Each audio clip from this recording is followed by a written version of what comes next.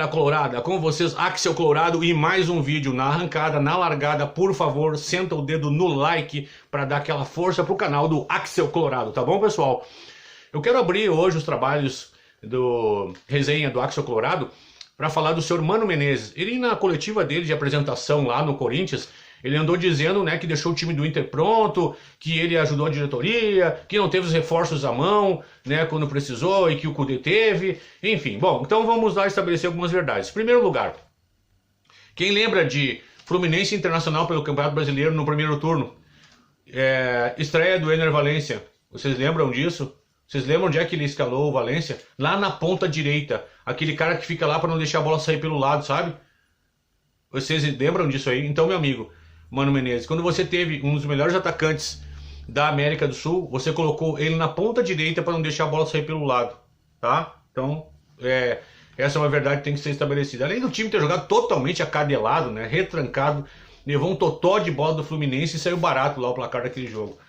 Então, não concordo com essa tua afirmação. Outra coisa, ano passado ele chegou, teve alguns reforços aí, uns enganadores aí como o Wanderson, Pedro Henrique e tal, e conseguiu fazer um trabalho razoável.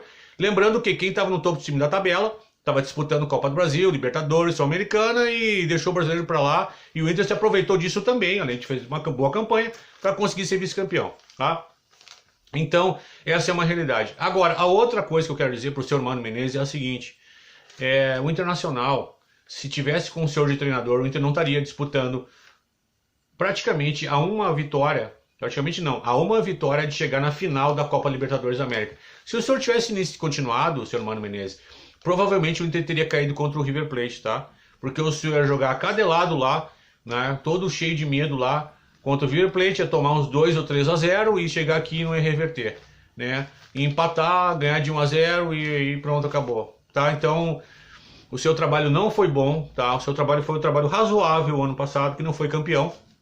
Você treinou um dos maiores clubes do mundo, não foi campeão, e esse ano o seu trabalho foi horroroso, foi uma porcaria. O senhor foi eliminado pelo Caxias em pleno Beira-Rio. Só para lembrar, tá bom? E o senhor recomendou a contratação do Jean Dias, tá bom? E o senhor, se eu não me engano, recomendou a contratação do Gustavo Campanharo, tá bom?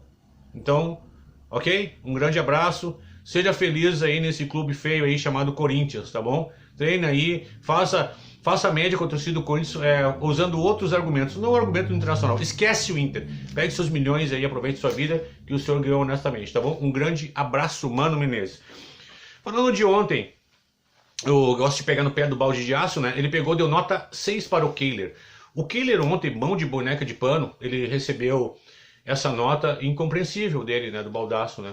E eu fico pensando, assim, um goleiro que no primeiro gol foi coadjuvante digamos assim, nas falhas do gol, né, que houve mais de uma falha, e mão de boneca de pano, mão mole, né, e também teve uma jogada pelo lado direito que o jogador do Atlético Mineiro entrou, bateu firme no gol, e ele espalmou para o meio da área, e por um pouco de ângulo que a bola saiu para o lado esquerdo, o atacante não pegou a bola de frente para fazer mais um gol. Então, eu vou bater nessa tecla sempre. Existem 24 vagas para goleiros no Brasil para jogar em clube grande, tá? Então, 12 de titular e 12 de reserva, tá? Então é o seguinte, o Kehler não tem bola para ser reserva do Inter, certo? Para ser reserva, porque o reserva eventualmente ele entra e se você tem um cara que não garante, então ele não pode estar, ele vai jogar a segunda divisão no Campeonato Brasileiro, ele vai jogar o Gauchão, um time do interior, que é a bola dele. A bola do Kehler é essa aí, pessoal. Não se enganem. Eu fico chateado que esses caras que estão lá no futebol demorem tanto tempo para tomar certas decisões, tá? E se eu tivesse lá, mas não ia demorar nada. Quem é o terceiro goleiro aí? Bota para jogar, porque esse aí eu já sei que não dá. Não, mas aí tem o grupo, não pode ofender o cara pode ficar magoado, meu amigo. Para jogar nesses clubes aí, o cara tem que ter aquilo roxo, sabe? O cara tem que aguentar o psicológico. Não deu, vai jogar num clube de melhor expressão, vai jogar a segunda divisão do Brasileiro, ou vai jogar a primeira divisão, um desses clubes aí que estão fugindo do rebaixamento, se acha Chapecoense, Curitiba, é isso aí, cara, entendeu? É isso aí, tá? É isso aí, a bola do Kehler não é pra ser reserva do Inter. O Inter que, se eu não sei como é que esse terceiro goleiro do Inter nem sei quem é, tá? Mas se não der também, já contratam reserva à altura. Se tu precisar do cara, o cara vai lá e dá conta do recado. Não pode ficar pendurado no céu com um cara desse, tá bom?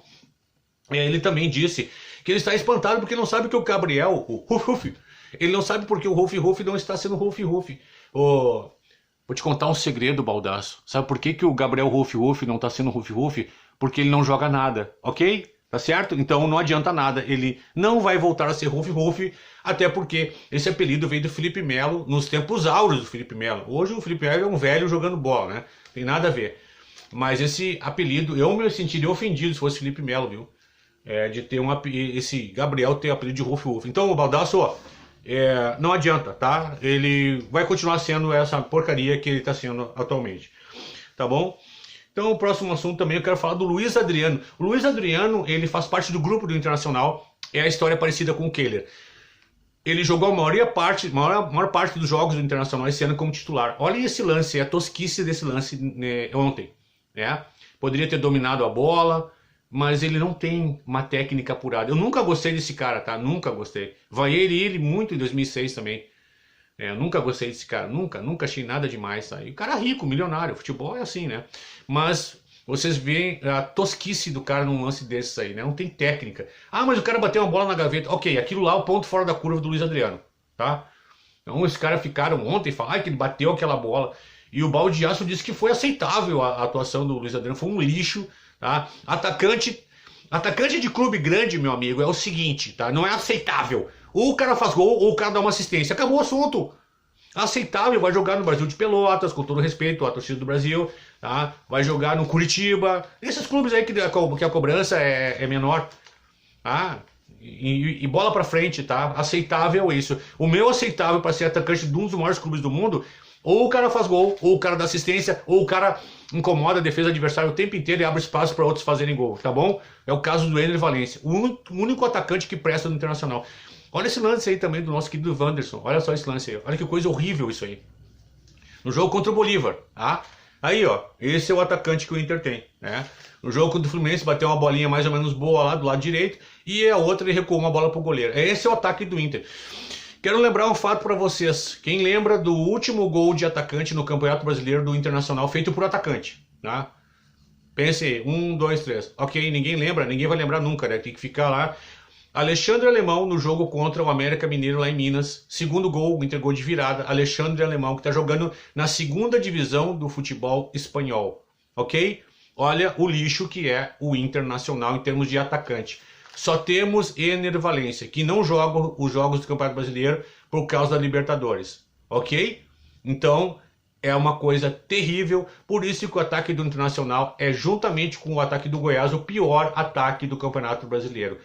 O Inter, para fazer gols, é muito difícil, tem uma dificuldade imensa. Os últimos 2 gols que o Inter fez na Libertadores, embora o Ener jogou uma partida maravilhosa, incomodou, destruiu o Felipe Melo, acabou com o sono do Felipe Melo, foi gol de um lateral direito e um de um meio campista na Libertadores, né? Fora isso foi o Ener, né? Ener que é o senhor Libertadores até agora. Mas com esses jogadores aí... Esse Wanderson, até quando ele vai enganar, não sei quem mais, tá? Mas é isso aí, tá bom? Então eu quero deixar esse lembrete aí. Eu tenho uma preocupação também falando do brasileiro, que é a seguinte, ele é linkado com o Grenal. Nós temos um Grenal, né, depois do jogo contra o Fluminense. Eu dei uma pincelada, embora muitos não gostem de lembrar disso, né? A situação incômoda que o Inter se meteu no brasileiro. Em 2015 o Inter caiu contra o Tigres, né?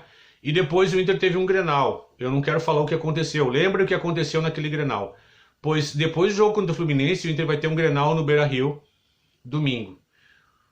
Oremos para que o Internacional se classifique, que o Inter passe para a final da Libertadores da América, chegue com a moral lá em cima, e é um Grenal emblemático, porque tipo assim, nós estamos engasgados com esse tal de Renato Portaluppi, né? E ele tem tido uma vantagem bem expressiva nos Grenais, né? E precisamos exorcizar esse Grêmio nessa questão. E o Cudê nunca ganhou um Grenal também. Então é um Grenal muito importante para o Inter. Só que tem mais um adendo, né? Tem um adendo, não mais um adendo. É que o Inter tá mal no brasileiro, vai precisar ganhar o Grenal. Então o Inter se meteu nessa enrascada por incompetência, né? Então o meu vídeo de ontem, né, que está aqui, o Inter não tem grupo. O Inter não tem grupo. Então o Inter se meteu sem rascada porque o Inter não tem grupo.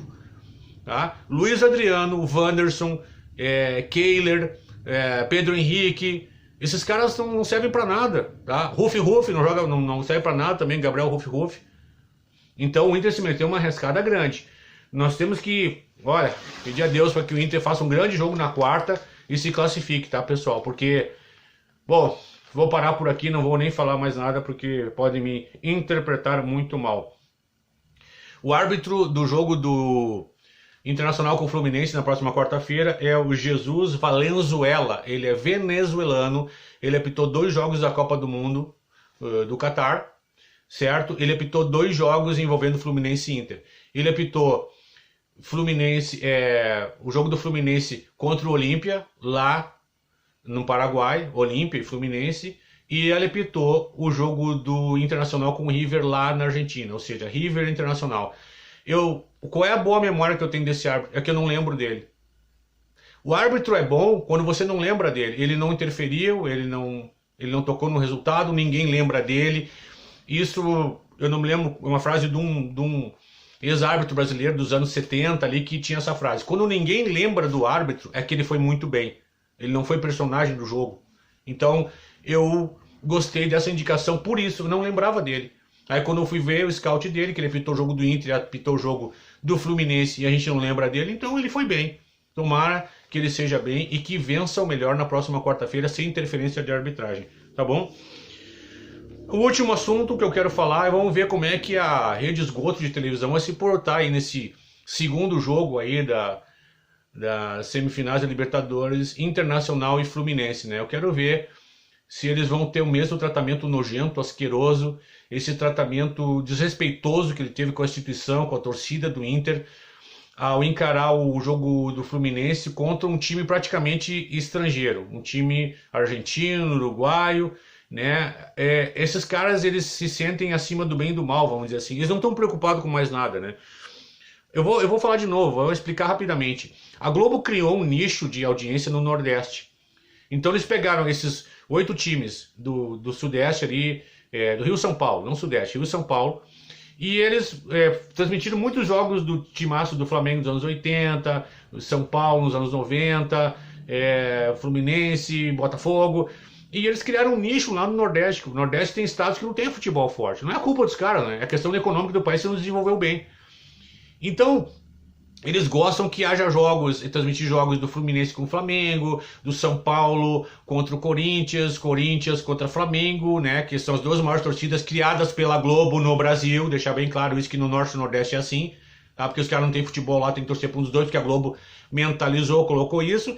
Então o mercado deles, nós atrapalhamos ele, pessoal. Os gaúchos atrapalham porque decidem Copa do Brasil, porque estão sempre ali no Brasileiro, que estão sempre roubando da gente, porque decidimos Copa do Brasil, porque decidimos Libertadores, porque estamos na Sul-Americana, entendeu? Eles não queriam isso, então eles não gostam da gente, tá? Por isso toda essa festa naquele jogo do Fluminense é uma rede nojenta, asquerosa, eu detesto a Rede Globo, tá bom? Vamos ver qual o comportamento deles no segundo jogo. Pessoal, eu agradeço vocês por ficarem até aqui comigo, peço que vocês deem o like nesse vídeo, que vocês compartilhem esse vídeo, que vocês ativem o sininho das notificações e principalmente se inscrevam no canal também, que ajuda muito o Axel Colorado. O Axel Colorado é só mais um torcedor que resolveu abrir um canal e cansou da mídia tradicional e de youtubers tradicionais ou youtubers que vieram da mídia com todos os vícios da mídia tradicional para YouTube. Aí não adianta nada, tá, pessoal? Aí não adianta nada. De jornalista eu já tô cansado, tá? Eu abri esse canal até para desabafar também. Um grande abraço, um bom domingo e fiquem com Deus.